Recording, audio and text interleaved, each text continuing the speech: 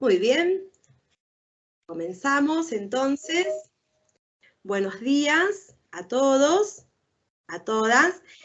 Mi nombre es Edith Pizarro y en representación de la comunidad educativa del Instituto de Educación Superior y es de la TUEL número 9011 de San Rafael Mendoza, tengo el placer de comunicarles y decirles que hoy nos hemos reunido en este espacio de encuentro como instancia de diálogo, crecimiento y reflexión sobre nuestras prácticas cotidianas.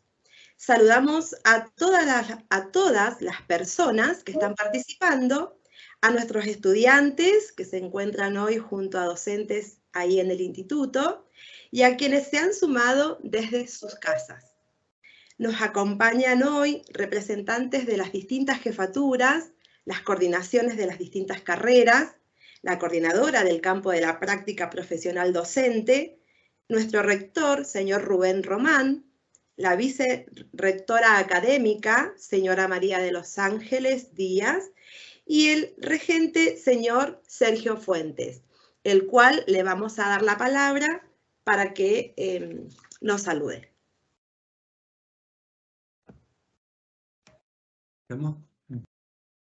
Bueno, muy buenos días. Acá estamos con el regente, el señor Sergio Fuentes.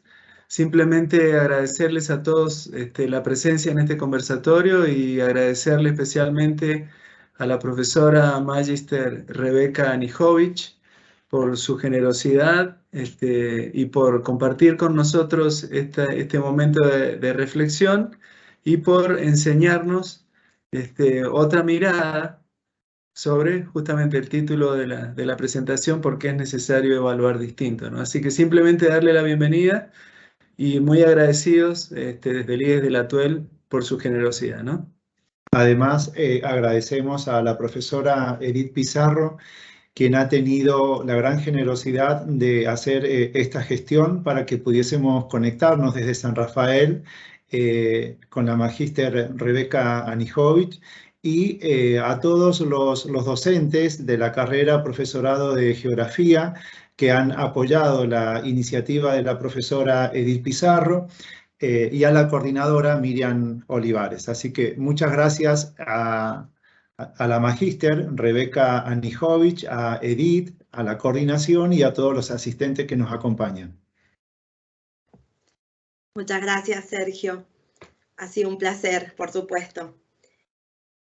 Surge este encuentro desde el marco del campo de la formación docente con el objetivo de fortalecer en nuestros estudiantes del nivel superior y en los docentes instancias de reflexión y fortalecimiento. Es una inmensa alegría contar con la presencia destacada de la magíster Rebeca Anijovic. Agradecemos su disposición, su gentileza y la apertura que tuvo en tener esta propuesta de intercambio denominada ¿Por qué es necesario evaluar diferente?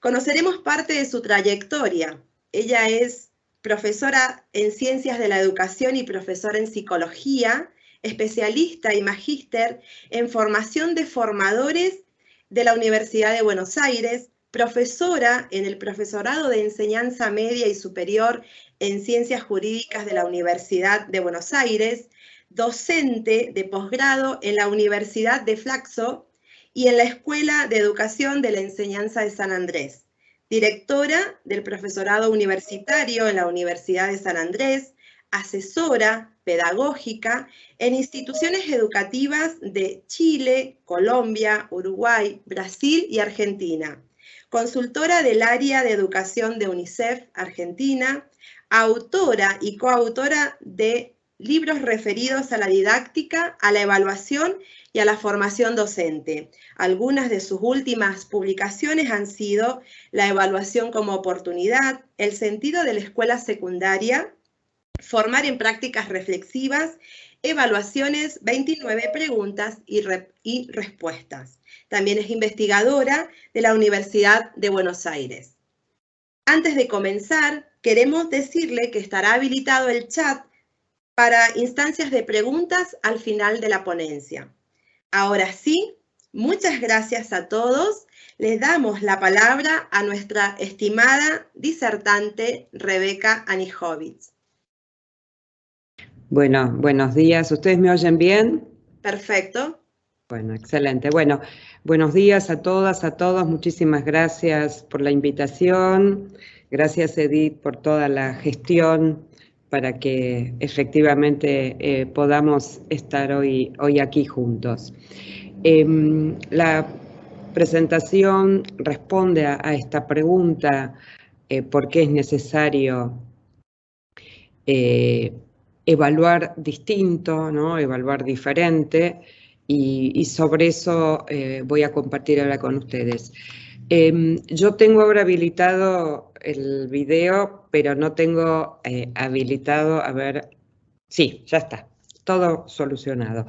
Bueno, lo primero que quiero compartir con ustedes para entender por qué hay que evaluar distinto es de dónde venimos, ¿no? O sea, siempre que uno piensa que hay que hacer algún cambio en el campo de la enseñanza, del aprendizaje, de la evaluación, la primera pregunta que nos hacemos es qué es lo que tenemos que cambiar y entonces nos posicionamos en de dónde venimos. Y simplemente, a modo, digo, muy brevemente, porque sería mucho más largo, ¿no? Hacer como una reconstrucción, pero simplemente mencionar que venimos de una evaluación que ha contribuido a generar conocimiento frágil, tal cual como Perkins lo define, ¿no? Conocimiento aprendido, aprobado y olvidado. Cuando, por ejemplo, nos han propuesto repetir información estudiada de memoria de un texto en un examen, ¿no? Venimos de conocimientos fragmentados, todo lo contrario a integrar, establecer relaciones entre conceptos y entonces respuestas a preguntas factuales, a modo, ¿no? de ejemplo de conocimientos fragmentados. Conocimientos separados de capacidades, ¿no? Fundamentalmente la evaluación se ha centrado en evaluar contenidos y no capacidades. Conocimientos declarativos, por ejemplo, un ejemplo de conocimientos declarativos, un estudiante que puede definir lo que es la contaminación ambiental, ¿no? Porque aprendió la definición, pero es incapaz de distinguir, por ejemplo, mirando, observando un espacio en el exterior de su escuela donde hay identificados elementos de contaminación ambiental. Entonces el conocimiento es declarativo, él declara saber qué es la contaminación ambiental, pero en realidad no comprende ese concepto porque no puede ejemplificar, no puede identificar elementos en el terreno concreto. Un modo claramente de dar cuenta de los aprendizajes a través de tareas que nosotros definimos como tareas artificiales, ¿no? Que son la tarea de responder algo del libro, pero que poco tiene que ver con los contextos, tareas descontextualizadas justamente y homogéneas en el sentido que la misma propuesta para todos los estudiantes. Venimos de evaluaciones fundamentalmente o casi exclusivamente individuales y venimos de una descripción de los estudiantes con relación o la relación de los estudiantes con la evaluación de ajenidad. El estudiante en general espera que seamos los docentes los que le digamos si está bien o está mal, si aprueba o desaprueba. Tiene poca responsabilidad y apropiación del campo de la evaluación y entonces cuando uno le pregunta por qué sacó la calificación que sacó, el estudiante en general, si es una mala calificación, ustedes saben que responde a me pusieron, ¿no? Un 2. Pero aún si sacara una buena calificación y uno le pregunta si sabe por qué, sus respuestas en general son de bastante ajenidad con todo ese proceso y siempre atribuyendo a otros, a causas externas, a que le tocó el tema más fácil o más difícil, a que tuvo suerte, ¿no? Y ninguna vinculación a su proceso de aprendizaje, al desarrollo de sus capacidades metacognitivas de aprender a aprender. Venimos de todo ese mundo del campo de la evaluación y entonces necesitamos cambiar la evaluación porque todo este listado y digo muchas más descripciones que podríamos hacer no instala ni a la evaluación en un lugar de aprendizaje, ni instala la evaluación en un lugar donde el estudiante siente frente a esa situación una situación, diría, más placentera en términos de una situación que verdaderamente lo desafía a que el estudiante muestre qué es lo que está aprendiendo, qué es lo que ha comprendido. Entonces, hoy, cuando hablamos de evaluación y pensamos en qué evaluamos de los estudiantes, bueno, evaluamos a un estudiante que tenga capacidad, que sea competente para resolver un problema nuevo, para analizar un caso, para tomar una decisión en una situación conflictiva, para proponer un plan o una estrategia para alcanzar una meta, es decir, para reflexionar acerca de qué es lo que aprende y cómo lo aprende. Y allí hacemos una distinción entre dos funciones muy importantes de la evaluación, aparte por supuesto de la función diagnóstica, que son las funciones formativa y sumativa, y que por ahora, digamos, mientras los sistemas de evaluación en nuestro país requieran de calificación, necesitamos las dos funciones.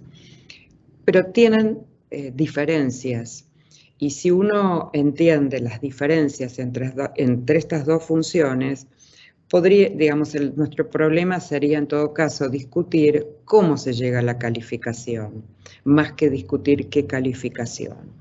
La función formativa muestra cómo el estudiante avanza, cómo el estudiante es consciente del proceso, del cómo está aprendiendo, además del qué está aprendiendo. Mientras que la función sumativa nos muestra hasta dónde llegó el estudiante.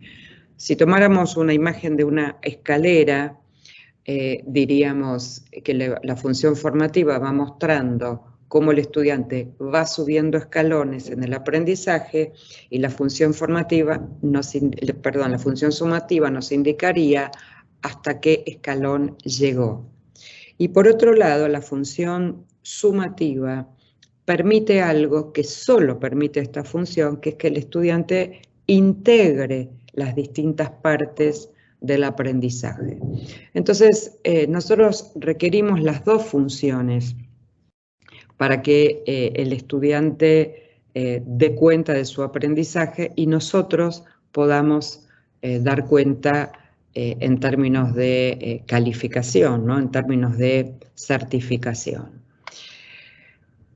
Voy a mostrar en particular lo que tiene que ver con la evaluación formativa, porque es lo más nuevo para nosotros en nuestro país, a partir de las políticas públicas desde la pandemia que establecen la necesidad de evaluar formativamente, dando cuenta del potencial que tiene la evaluación formativa, en principio porque es más afín a las teorías del aprendizaje que tenemos hoy, ¿no? Que ponen el foco en un estudiante protagonista de los procesos de aprendizaje, un estudiante que construye su propio proceso de aprendizaje.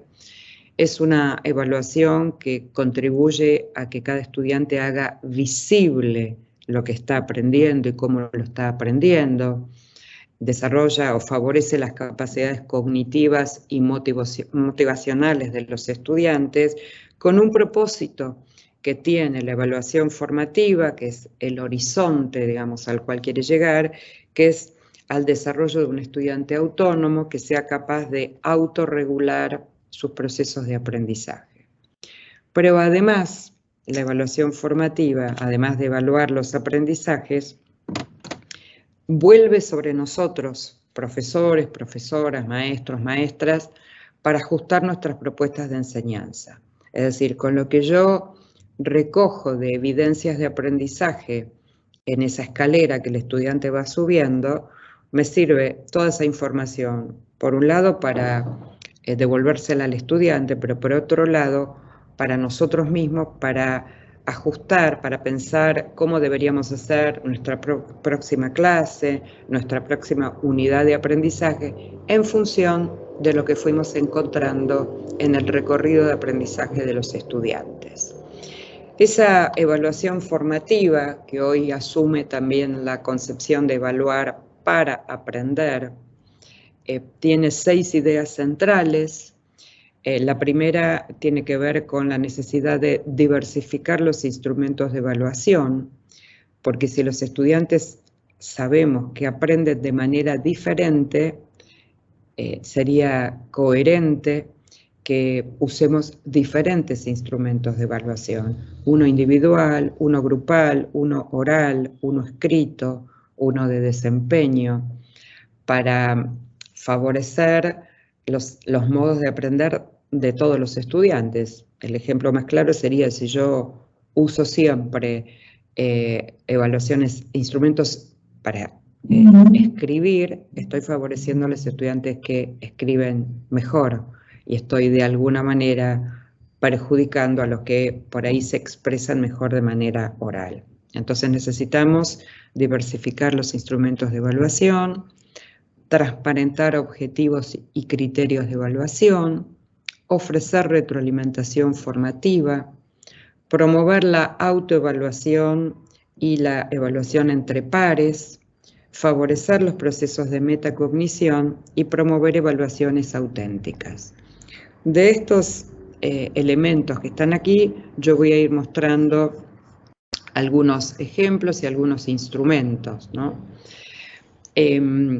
Compartir objetivos y criterios de evaluación. No podemos llevar adelante ningún proceso de evaluación formativa si los estudiantes no tienen claro y se han apropiado, y voy a dar ahora un ejemplo como, tanto de los objetivos, o sea, tener claro qué es lo que tienen que aprender, como de los criterios de evaluación que responden a la pregunta ¿qué vamos a mirar de las producciones, de los desempeños de los estudiantes?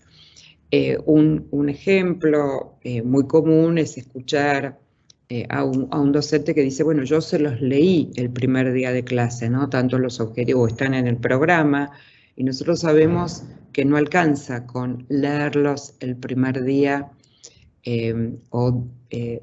digamos, darles escrito en el programa, que por supuesto es muy importante, sino necesitamos que los estudiantes comprendan en profundidad y aprendan a utilizar esos criterios de evaluación. Entonces uno podría, por ejemplo, además de leerlos el primer día, permitirles a los estudiantes que trabajen en pequeños grupos un ratito de tiempo y expliquen con sus propias palabras qué entendieron que tienen que aprender, traerles a los estudiantes trabajos que me guardo del año anterior, sin nombres, por supuesto, y darles un excelente trabajo, supónganse de una producción escrita, uno regular, uno más flojito, y pedirle a los estudiantes que digan cuál es el mejor y por qué, o que los ordenen, ¿no? Del mejor al peor, y que expliquen por qué.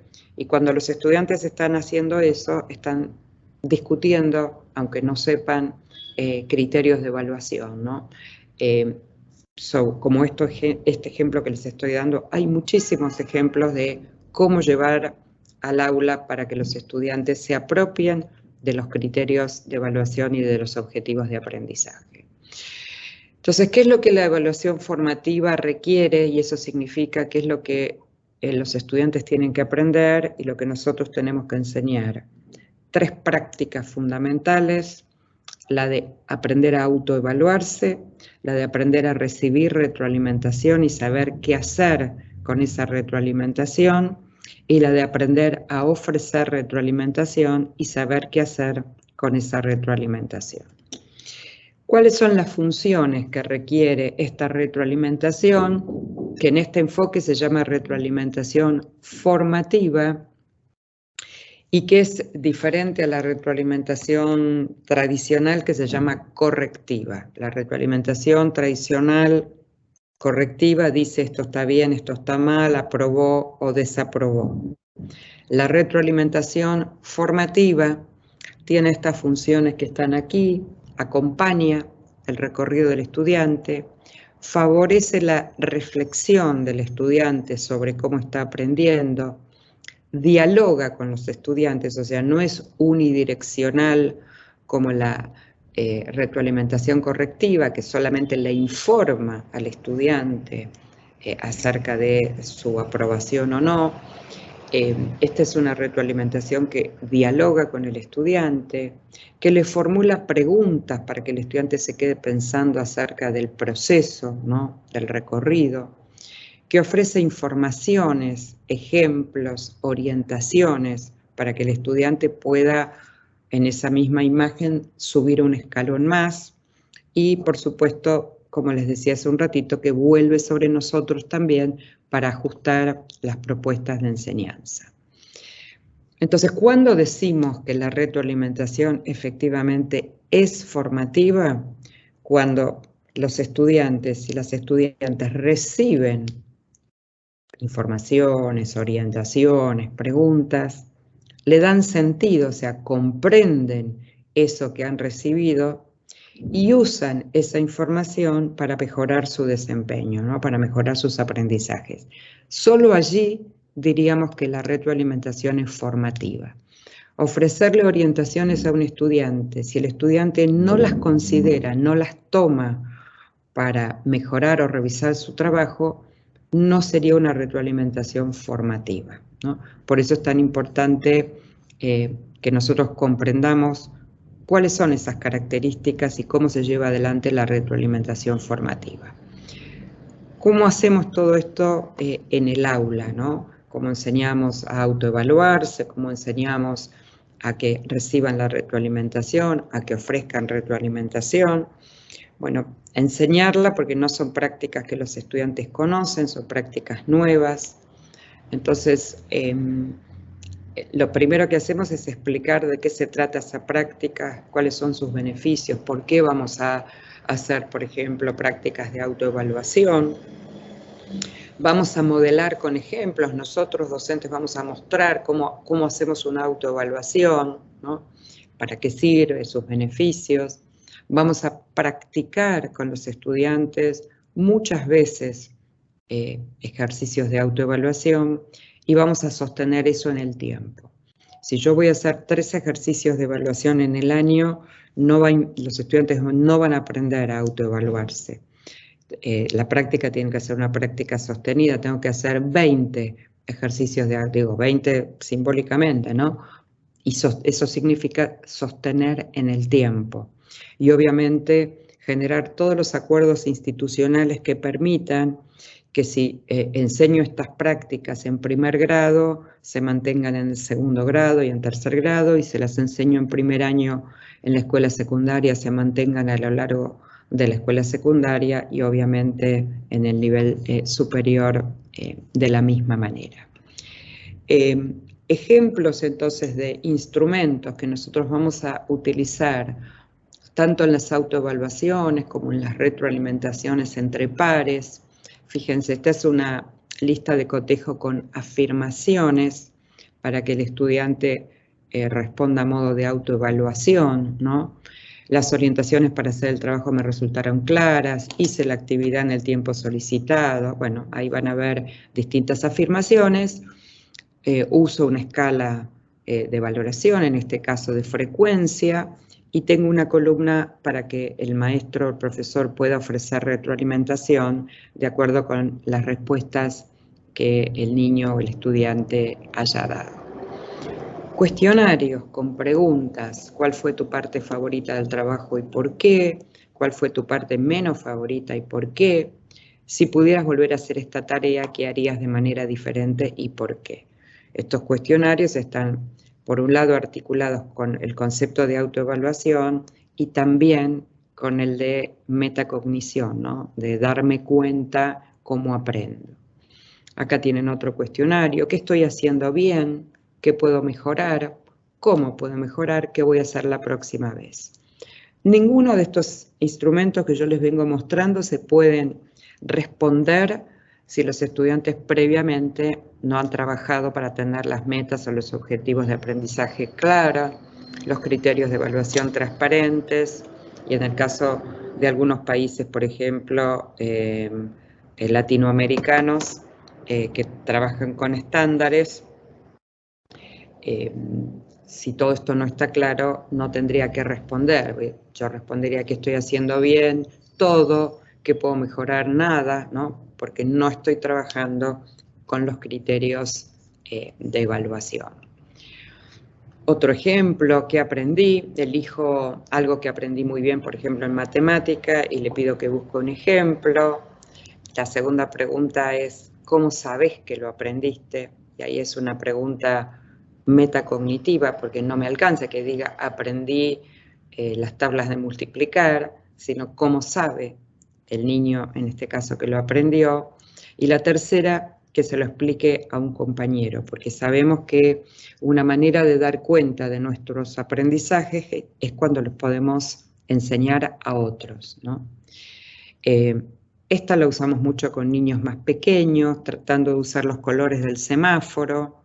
Entonces, cuando los niños están haciendo un trabajo individual, les proponemos que tengan en su mesa siempre, puede ser un portalápices, un vaso descartable con palitos de estos 4 colores, y cuando los niños empiezan a trabajar, les pedimos que pongan palito verde si entienden bien, no tienen dudas, si pueden ayudar a alguien, si entienden bien y no tienen dudas, pero evidentemente no pueden ayudar a otro.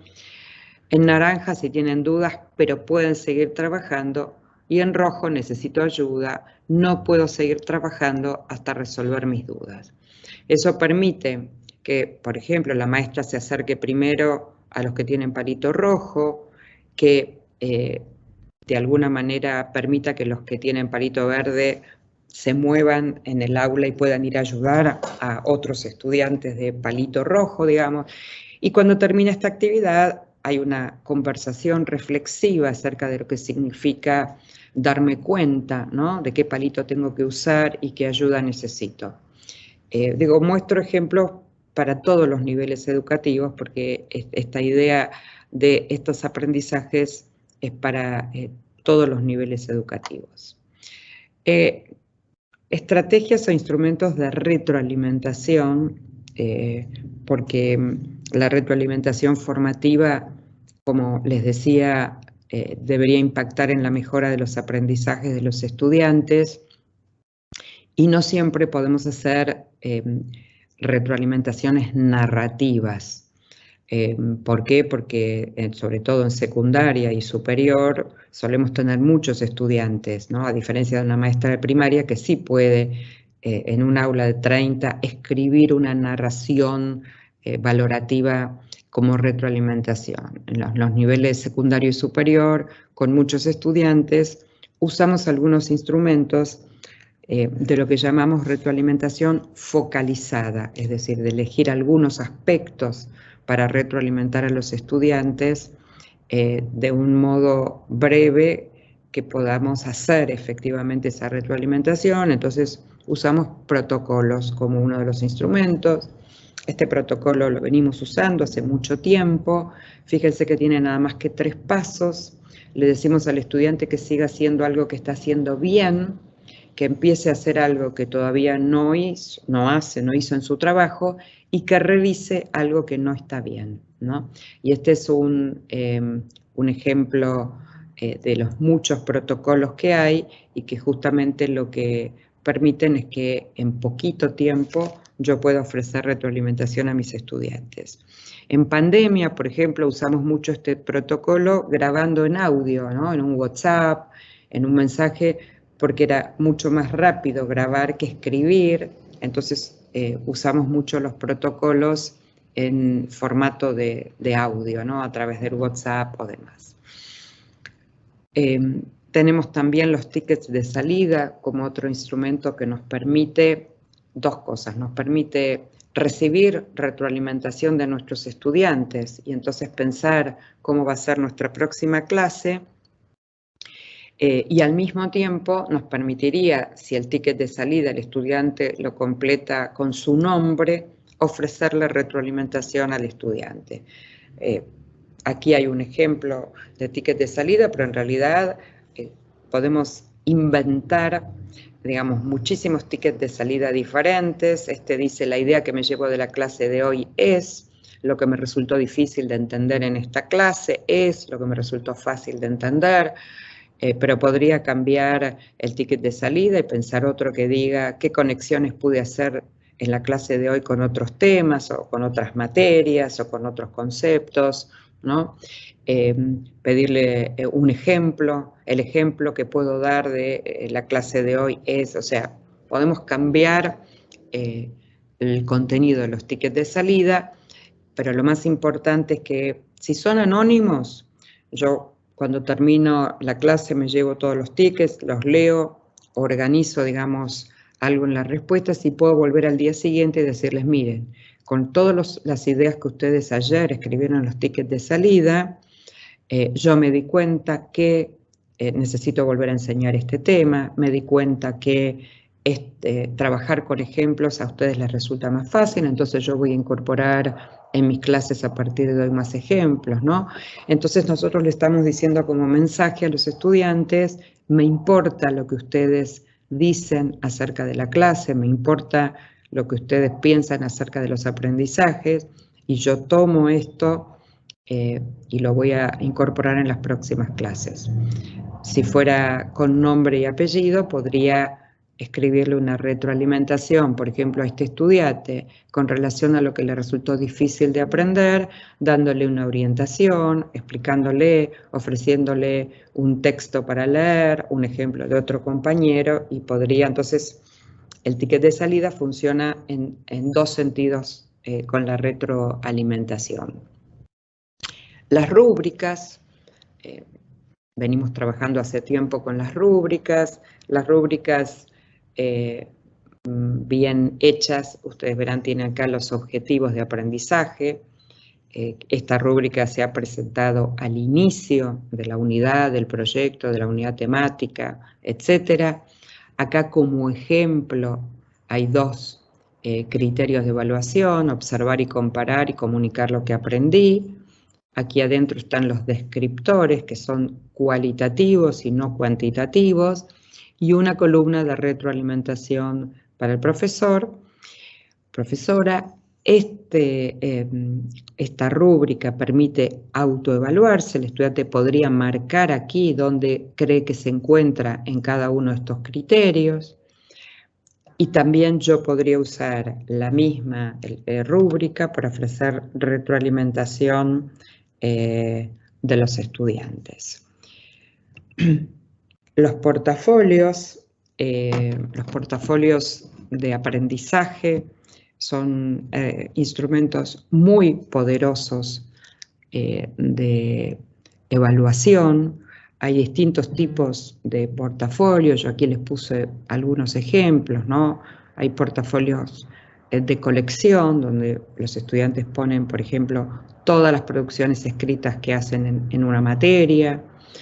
Pero hay portafolios de proceso, donde son poquitos los trabajos que se ponen en el portafolio, pero lo importante es que se muestre, por ejemplo, el segundo trabajo que se incorpora tiene que ser mejor que el primero. El estudiante elige un segundo trabajo, por ejemplo, de producción escrita, y lo elige y explica y fundamenta por qué ese trabajo segundo es mejor que el primero, ¿no?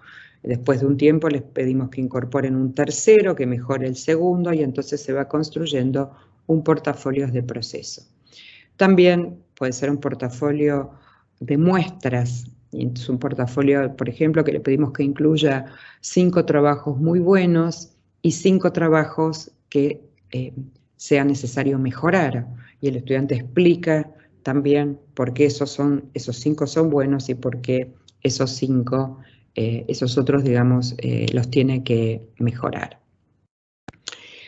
Todos estos instrumentos tienen también sentido en términos del desarrollo de la metacognición, que era una de las 6 ideas que yo les mostraba al principio, de esa idea de que el estudiante aprenda a aprender para aprender a autorregular sus aprendizajes y convertirse en un estudiante autónomo, teniendo en cuenta el mundo cambiante en el que vivimos, que los estudiantes van a tener que seguir aprendiendo a lo largo de toda la vida, que no sabemos exactamente cómo va a ser el mundo mañana, con lo cual cuantas más capacidades, habilidades dejemos instaladas en nuestros estudiantes, más posibilidades, capacidades con conciencia, ¿no? Por ejemplo, darme cuenta que yo tengo más facilidad para hacer síntesis que para hacer análisis, darme cuenta que cuando leo un texto necesito, por ejemplo, subrayarlo o necesito volverlo a leer varias veces y después hacer un organizador gráfico y de esa manera yo termino de comprender el texto. Y eso es hacer visible mi aprendizaje, darme cuenta de qué estoy aprendiendo, pero fundamentalmente de cómo estoy aprendiendo. ¿Por qué? Porque eso me va a servir independientemente de los contenidos, ¿no? De los saberes disciplinares que yo estoy aprendiendo. Estas habilidades metacognitivas incluyen también, por ejemplo, que cuando un docente nos propone una tarea, los estudiantes puedan planificar esa tarea, o sea, organizar cómo van a hacer esa tarea, monitorear cómo van avanzando, por ejemplo, en el caso de trabajar con un proyecto, darme cuenta que en la mitad del proyecto, por ejemplo, tengo que cambiar de estrategia porque la que elegí no me permite avanzar, y fundamentalmente poder trabajar sobre las creencias, ¿no? Con respecto a nuestra capacidad de aprender. Nosotros tenemos estudiantes, por ejemplo, que dicen, bueno, yo no sirvo para aprender, yo no soy bueno para esto, yo no soy bueno en matemática, ¿no? Y con esa digamos, si uno no trabaja esa creencia, es muy probable que se convierta en esa idea de que el estudiante cree fervientemente que no sirve para las matemáticas y efectivamente se cumpla, ¿no? Esa profecía y el estudiante fracase en matemáticas, ¿no? Entonces, esa conciencia de fortalezas y debilidades forma parte de la función de la evaluación formativa. Fíjense, por ejemplo, usando una escalera de metacognición, ¿no? ¿Qué aprendí? ¿Cómo lo aprendí? ¿Para qué me sirvió? ¿En qué otras ocasiones puedo utilizarlo, ¿no? Y esto es lo que ayuda, como ejemplo de instrumento, a hacer visible el aprendizaje. Por último, les había dicho que en esas 6 ideas hablábamos de instrumentos de evaluación auténtica en lugar de repetir información de memoria. Y aquí tienen un ejemplo de una evaluación auténtica hecha por una docente, donde plantean un problema. Dice, tus tíos te han pedido que los ayuden a decidir dónde pueden vivir cuando su tía comience un nuevo trabajo como consultora de una empresa de computadoras que opera en toda la región. Pueden optar por vivir en cualquier parte del continente.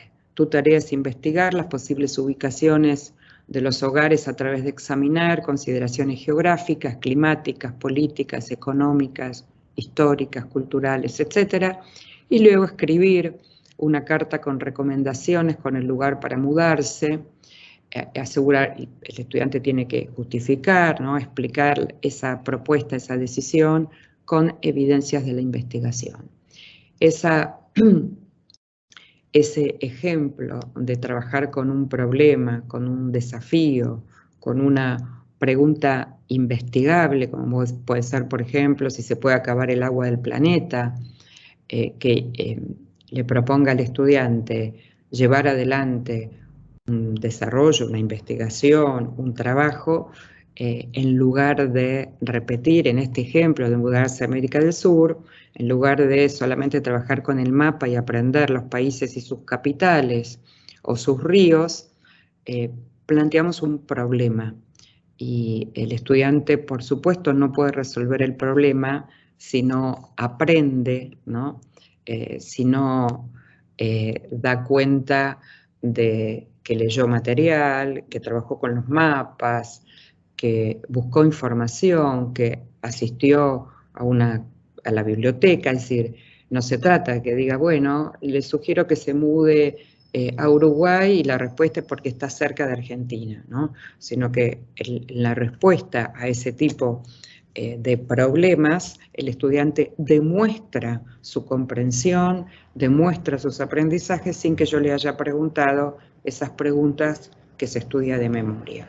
Entonces allí tenemos en compartir los criterios de evaluación y los objetivos, en diferenciar, diversificar los instrumentos de evaluación porque cada estudiante aprende de manera diferente, en promover prácticas de autoevaluación y de retroalimentación entre pares, de ofrecer retroalimentación formativa y de promover instrumentos de evaluación auténtica son los pilares que conforman la evaluación formativa y que si uno trabaja bien con la evaluación formativa y comparte con los estudiantes el mensaje de que la evaluación formativa es muy importante y si bien no se califica durante la evaluación formativa, va a tener peso en la evaluación sumativa.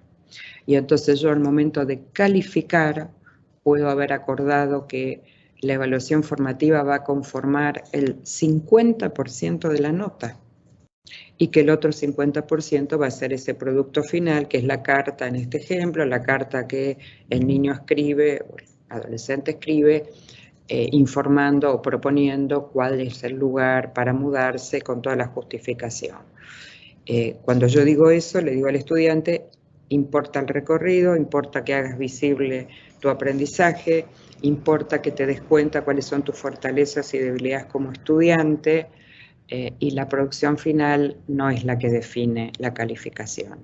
Pero digo esto para mostrar que estamos calificando, que no se trata de decir no ponemos nota, aunque sería interesante pensar no poner nota, pero en todo caso sería otro modo de pensarlo y otra, digamos, lo que habría que pensar en términos de políticas públicas, pero tomo, digamos, lo de la calificación porque sé que siempre es la pregunta, bueno, pero hay que poner nota.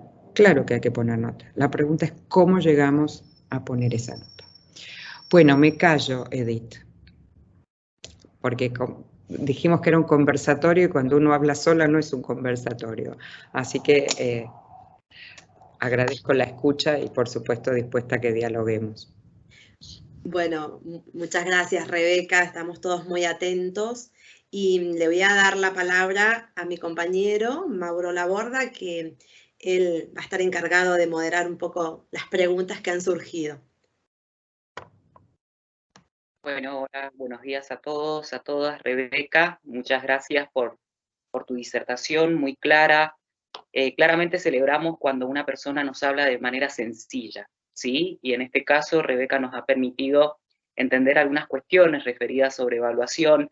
Ha planteado algo que nosotros también trabajamos mucho dentro de lo que es el profesorado de geografía, que tiene que ver con los procesos de metacognición, que muchas veces los presumimos como algo que no tienen relevancia dentro de la cotidianidad del aula y sin embargo, como Rebeca nos estaba diciendo, son sumamente interesantes, ¿sí? Ponerlos en consideración continua para que nuestros estudiantes vayan evaluando justamente su propio proceso de aprendizaje. Y en relación a esto, tenemos ahí la presencia de la doctora Cecilia Musale, quien es la coordinadora del campo de la práctica profesional docente de aquí del IES de la Tuel, y tenemos a la licenciada Sandra Rodríguez, quien es docente del profesorado en geografía, quien tiene a cargo la cátedra didáctica de la geografía 2. Y ellas tienen, supongo, algunas preguntitas para hacer. Cecilia, Sandra. Ceci, tenés que habilitar tu micrófono. Sí. Acá estoy yo, Sandra Rodríguez. Mucho gusto, Rebeca, encantada. ¿Qué tal? La verdad que bueno, para nosotros es un orgullo, ¿no? Haberte leído tanto y hoy poder escucharte.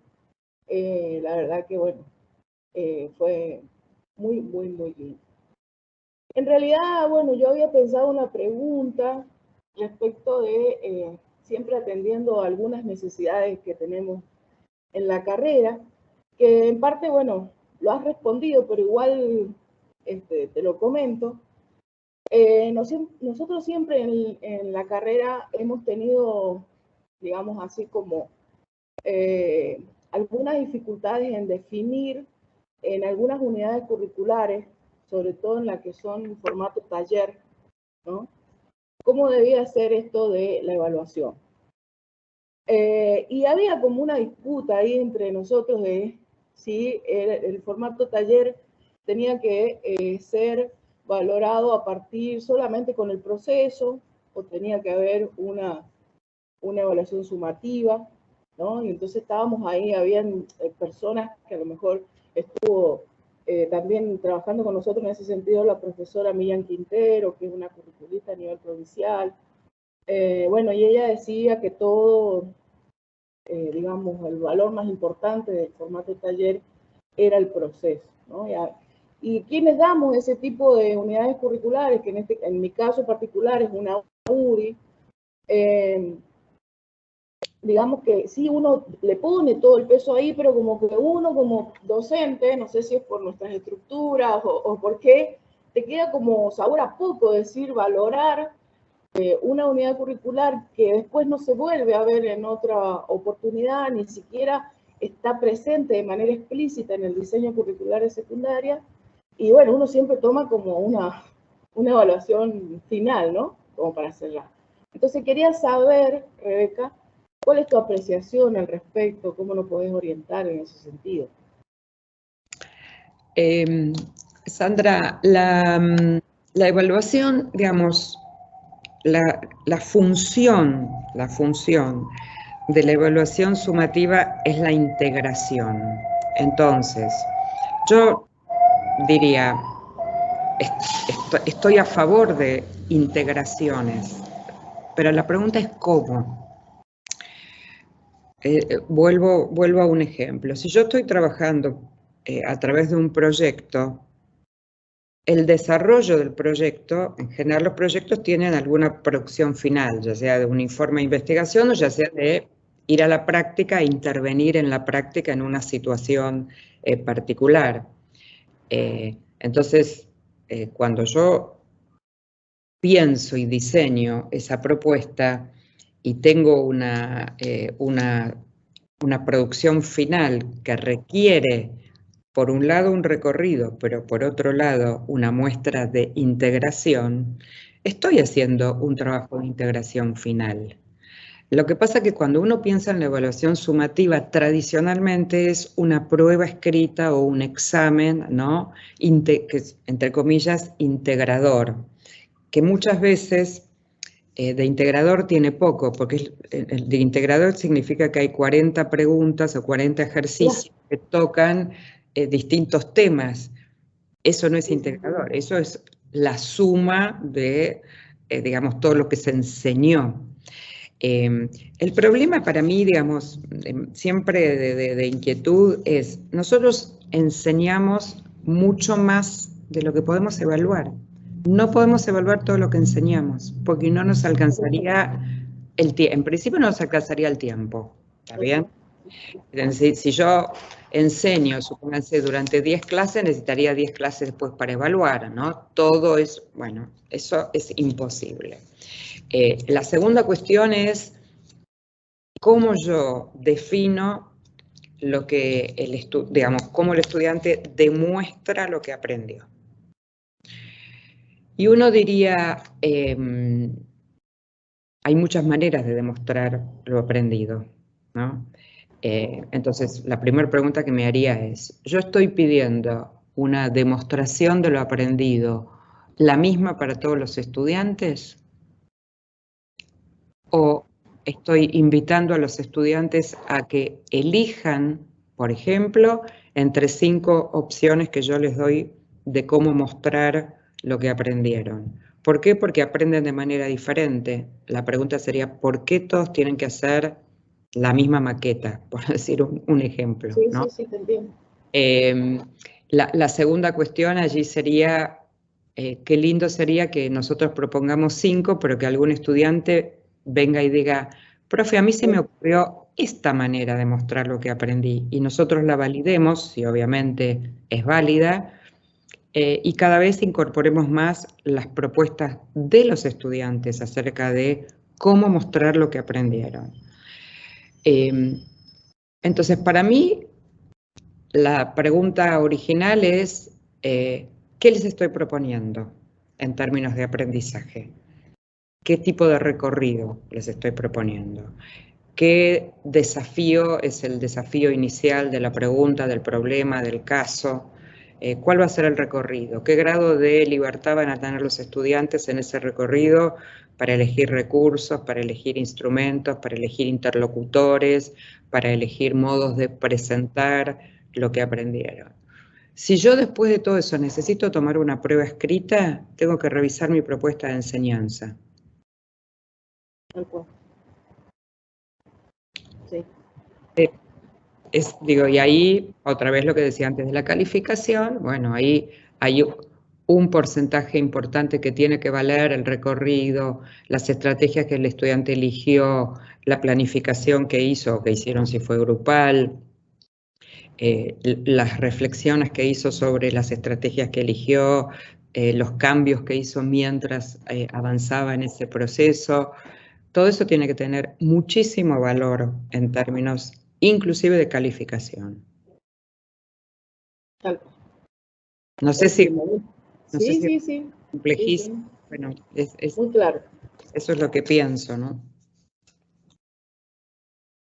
Bueno, muchas gracias, Sandra, por tu pregunta. Gracias, Rebeca, por responder. No sé si quedó algo. Y le damos la palabra a Cecilia Musales, no sé si se encuentra por ahí, que tenía otra... Buen día. Hola, buen día. Gracias, Buen Rebeca. día, un gusto. Agradecida, mi nombre es Cecilia Musales, agradecida de poder compartir con usted, Rebeca, un referente en la formación docente muy importante en el ámbito educativo. Creo que todos y todas las que estamos presentes hemos tenido la oportunidad de leerla, de estudiarla y de compartir alguna instancia de aprendizaje con usted. Agradecida de este espacio que nos ha dado el Instituto IES de la Tuela a través de sus distintos docentes.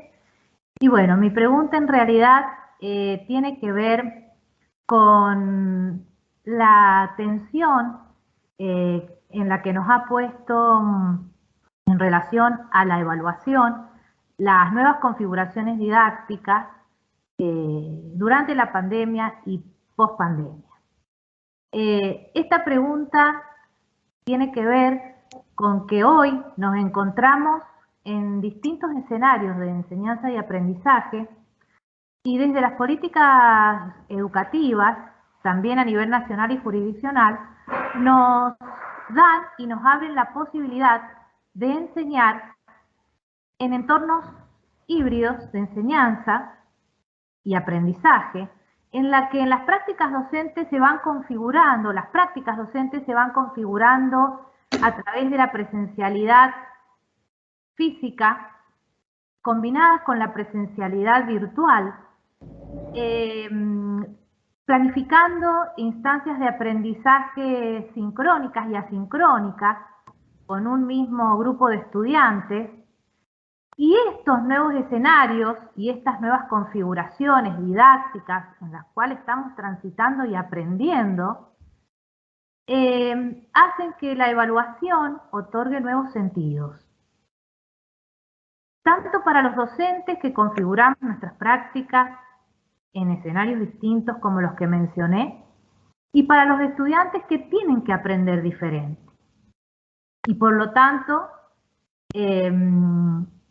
tienen que ser evaluados diferentes. Entonces me gustaría saber y compartir con usted en estos nuevos escenarios educativos cuáles son algunos sentidos, reflexiones que se han construido y se van construyendo día a día en torno a la evaluación como proceso de enseñanza y de aprendizaje. Gracias, Cecilia. Yo siempre que pensamos en revisar las propuestas de evaluación, es inevitable primero revisar las de enseñanza, porque estos nuevos escenarios híbridos, la primera inquietud que nos plantean es en relación a la enseñanza, ¿no? Y en todo caso, después el aprendizaje. Y efectivamente nos desafían porque ese formato de docente hablando, estudiante oyendo, no es el formato, digamos, desafiante del cual hablamos. Requiere, obviamente, uno tiene que pensar distinto en los distintos niveles educativos, por supuesto, esto, ¿no?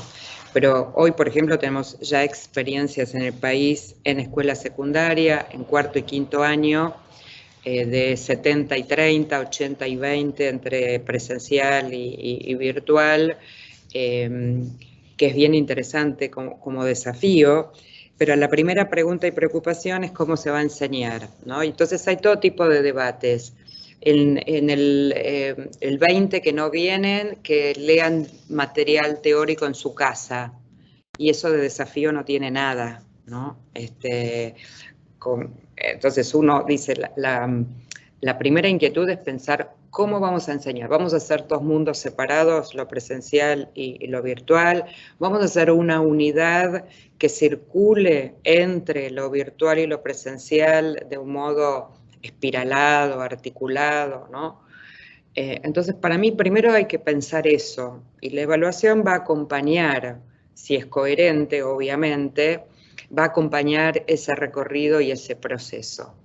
En esas distinciones para la enseñanza, uno diría muchas cosas que hay que pensar en qué tiene sentido hacer cuando no están en la escuela o en la universidad, y cuando sí están, ¿no? Y entonces, bueno, cuando sí están, ¿qué hago? Yo doy un teórico cuando están, o utilizo el espacio presencial para el intercambio, para el trabajo en grupos, para las discusiones, para los debates, para las construcciones colectivas de aprendizaje, para hacer eso que la presencialidad, bueno, todavía nos sigue otorgando, digo, aspectos que la virtualidad no logra, por más maravillosa que sea, ¿no? Que es el mirar cara a cara, mirarnos cara a cara, y pensar entonces qué hago en la virtualidad. Entonces en la virtualidad tal vez voy a proponerles que se conecten por internet con alguien que vive en otro país y puedan hacerle una entrevista, que no es lo mismo que leer un texto, ¿no? Entonces para mí ahí está puesto en juego lo que hay que pensar. Y la evaluación tendrá que acompañar eso, ese modo de pensar distinto las propuestas de enseñanza. Y eso requiere sentarse de nuevo a pensar cómo vamos a enseñar en 70-30, 80-20, 50-50, o como fuera que se defina. Pensando más en la idea de articulación e integración que en la idea de esto es para el virtual y esto es para el presencial, ¿no? Y dividir como la materia en esas partes. Con mucha interacción con el afuera. Hoy tenemos, justamente las tecnologías nos permiten hablar con otros, tener un Google compartido, un documento compartido, y producir algo compartido con gente de otra universidad, de otro país. O sea, tenemos como tantas posibilidades que es salir de las cuatro paredes del aula aún sin estar en el aula, digamos, ¿no? Y estando en el aula también, ¿no? Repensar el modelo. No es más el teórico, no es más yo doy clase ahora y después ustedes en casa, ¿no? Hacen la tarea. Bueno, me parece que todo esto es lo que hay que desafiar y volver a pensar. Y hay muchas experiencias, hoy tenemos muchos ejemplos, muchos de ellos de la pandemia, maravillosos, que no hay que olvidarlos, ¿no? Escucho mucho en conversaciones, ahora que volvimos a la normalidad, ¿no? Y ahora que volvimos a la normalidad, ¿qué significa? ¿Que vamos a volver a hacer lo mismo que hacíamos antes? Bueno, no, esperamos que no, porque hubo muchos aprendizajes en estos 2 años recuperemos los aprendizajes, recuperemos también cosas que hacíamos antes de la pandemia que sí tienen sentido mantenerse, y descartemos aquellas prácticas que entendemos que ya no van, y digámosle adiós a esas prácticas, no agregar a las que hacíamos antes las nuevas, porque otra vez el tiempo sigue siendo el mismo. Eso diría casi la variable que no ha cambiado, ¿no? La cantidad de horas de clase, la cantidad de días de clase y demás. Pero sí volver a la normalidad, que no signifique volver a seguir haciendo más de lo mismo. En todo caso, preguntarnos, ¿no? Y después decir, esto sí, lo continuamos, pero esto no.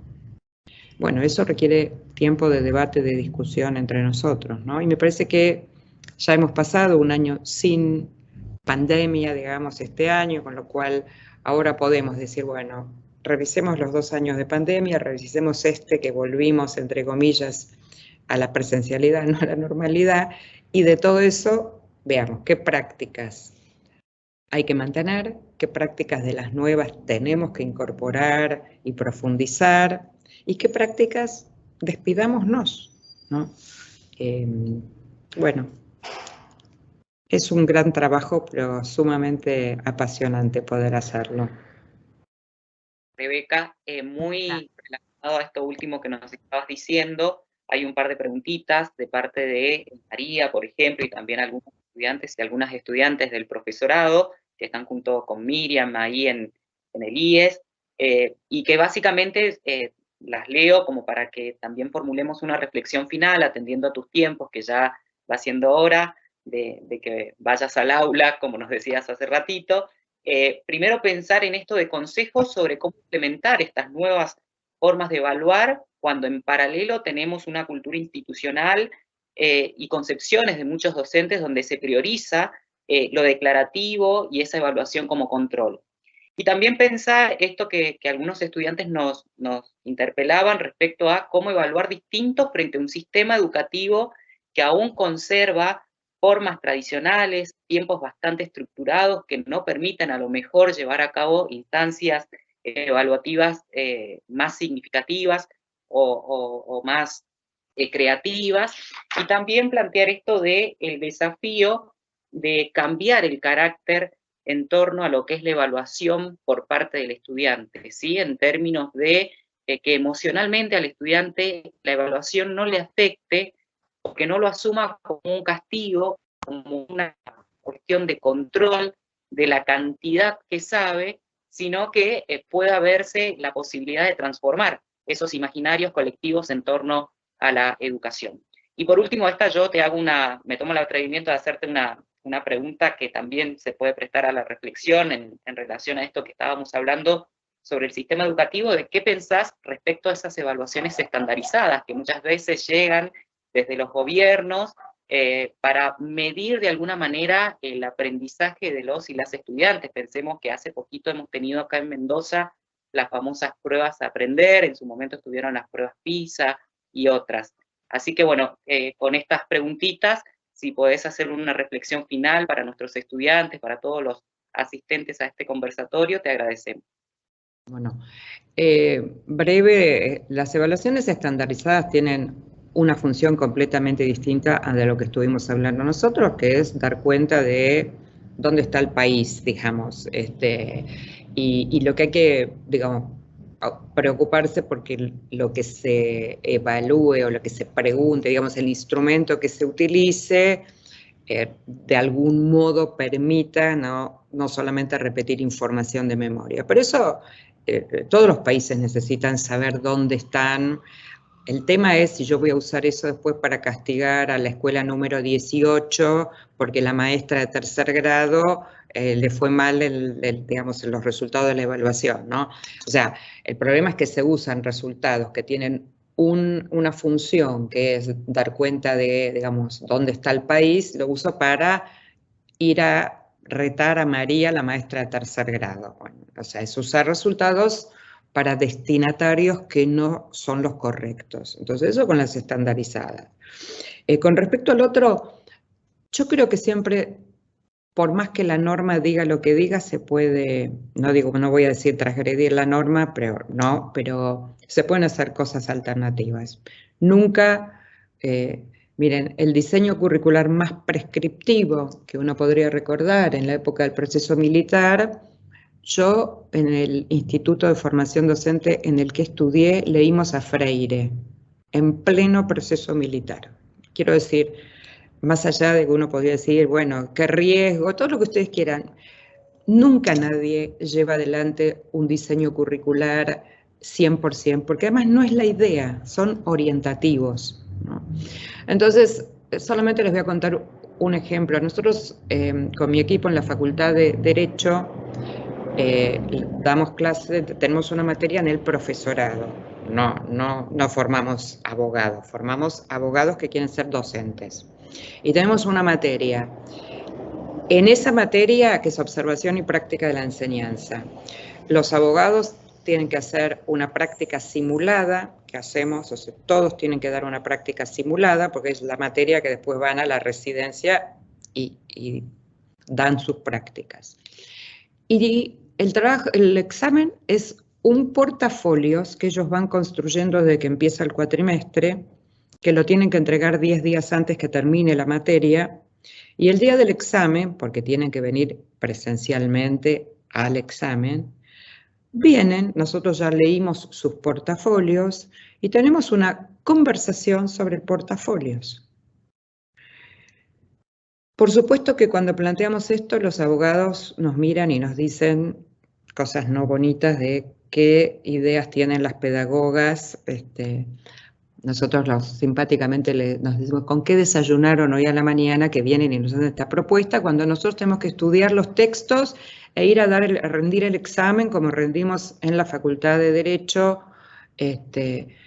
Bueno, desentrañar esa lógica con ellos, porque van a ser docentes, no porque son abogados, es un trabajo. Y gran parte de la materia la usamos para eso, ¿no? Para ir desarmando esas cosas que ellos traen como modelos, por supuesto, aprendidos en su formación de abogados, ¿no? Y vienen y traen traen 10 días antes su portafolio y el día del examen conversamos sobre el portafolio y sobre los aprendizajes que tuvieron. Y cada vez que dan sus prácticas simuladas, el resto de los compañeros les da retroalimentación, les enseñamos a dar retroalimentación a la práctica simulada. Bueno, eso de tradicional no tiene nada, calificamos, entregamos nuestra planilla con las notas como la facultad nos pide, o sea, no transgredimos nada de eso, pero tenemos un formato absolutamente diferente de evaluación. Digo, en una facultad que no es una facultad de educación, donde uno dice, bueno, se supone que hay prácticas, ¿no? Bueno, es posible, es posible.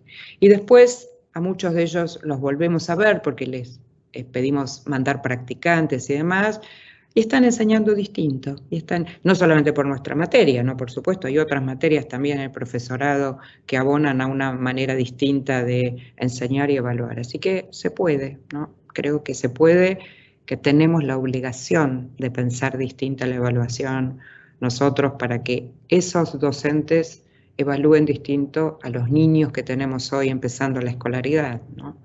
Así que bueno, es posible, es posible. Bueno, ha sido un placer para nosotros, para todos los que estamos escuchando, tanto estudiantes como profesores. Ha sido un placer tenerte, que hayas sido tan generosa, que nos hayas brindado más de una hora.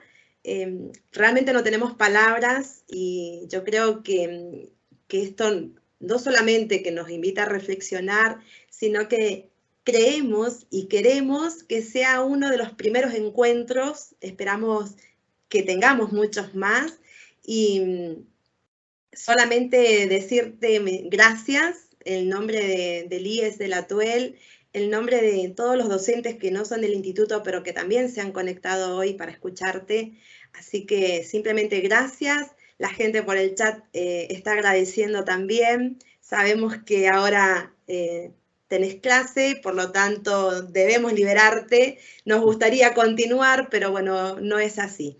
Así que nuevamente, muchas gracias Es un placer, has sido muy generosa con nosotros y realmente nos emociona, estamos muy emocionados porque ha sido impresionante que hoy hayas compartido con nosotros. Así que bueno, estamos ahí con las cámaras prendidas, seguramente podemos hacer una foto grupal, ahí nuestra asistente técnica seguramente lo va a hacer y bueno, no sé si... Gracias Edith, gracias a ustedes por la invitación. El conocimiento está para ser compartido, así que no es nada especial. Cuando quieran conversar, volvemos a conversar. Yo efectivamente tengo clase ahora y vieron que en el Zoom los estudiantes golpean la puerta y ya tengo los mensajes ahí. ¿Cuándo abrís el Zoom? Porque son más puntuales que cuando venían presencialmente, ¿no? Vienen un rato antes, así que por eso tengo que dejarlos, pero no. Muchísimas gracias a ustedes por la invitación. Muchísimas gracias. Gracias a todos por haber asistido. Que estén muy bien. Un abrazo para todos. Muchas gracias, profesora. Saludos. Muchas gracias. Buen día para todos. Muchas gracias a todos por asistir. Gracias, chicos.